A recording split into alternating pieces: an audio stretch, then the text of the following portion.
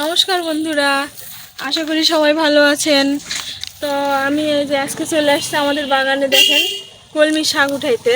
পাশাপাশি অনেক শাকই হয়েছে, 12 মিশালি যেগুলো শাক পাওয়া যায় সেগুলো আমরা এখান থেকে খেতে পারি।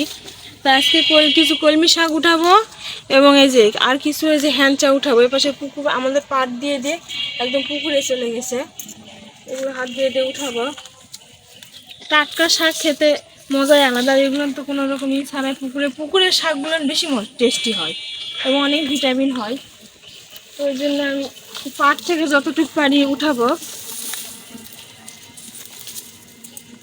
কলমি আর এই যে হ্যাঞ্চা শাকগুলো দুইটা অনেক সুন্দর হয়েছে, দেখো।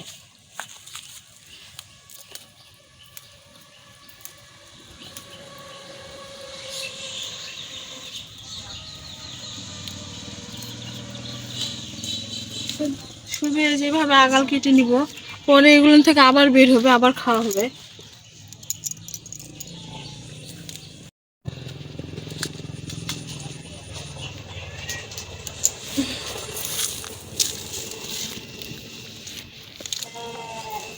কিছু দিয়ে উঠাইতে হবে, আর বেশি দূর হাত তো পাওয়া যাচ্ছে না, হাত দিয়ে টেনে টেনে নিতে হবে, তারপরে পাওয়া যাচ্ছে না।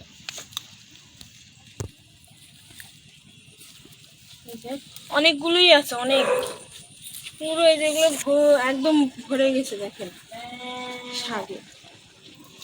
পুকুরের মধ্যে তো যাওয়া যাবে না, হাত দিয়ে যতটুকু পারবো ততটুকু উঠানোর চেষ্টা করছি, আজকে আমাদের হয়ে যাবে। হ্যাঞ্চা শাক উঠাচ্ছি, এটা একটা ভাজি হবে। এখানে 5 মিশালে অনেক রকমের সবজি শাক হয়েছে, এগুলো একদিন উঠাবো। এগুলো খেতে অনেক টেস্টি লাগবে।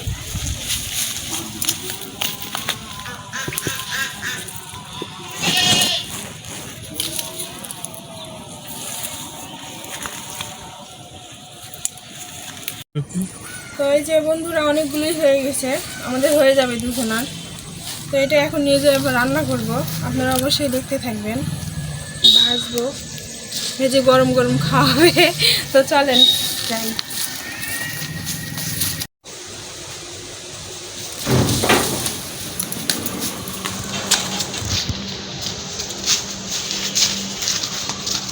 এটা ভালো করে এখন বেছে নিব, নিয়ে ভালোভাবে ধুয়ে নিব, তবেই না ভাজা।